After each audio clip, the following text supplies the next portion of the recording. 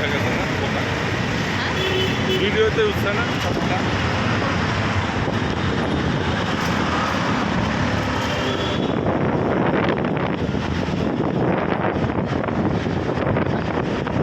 চিটাগাং শহরে এই যে আমরা নামপাড়া থেকে চৌধুরী মোড় যাচ্ছি।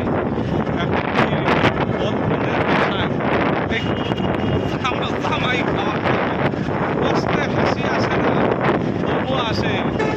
এক প্রতারক আমাদের আইফোন দিয়ে দিবে, আমরা সেই টাকা না দিয়ে বুদ্ধি করে ডিবি অফিসে, ডিবির লোকেরা আমাদেরকে সবাই ধন্যবাদ দিছে যে আপনারা টাকা দেন নাই, আমাদের পুলিশ টাকা দিয়ে দেয় যেখানে প্রতারকদের, আর আপনারা দুজন বুদ্ধি করে আমাদের কাছে আসছেন, ধন্যবাদ আপনাদের। এইটা বলছে, তখন ভাবলাম যে আমাদের কষ্টটা সার্থক। এই যে বাচ্চা দিতে দিই।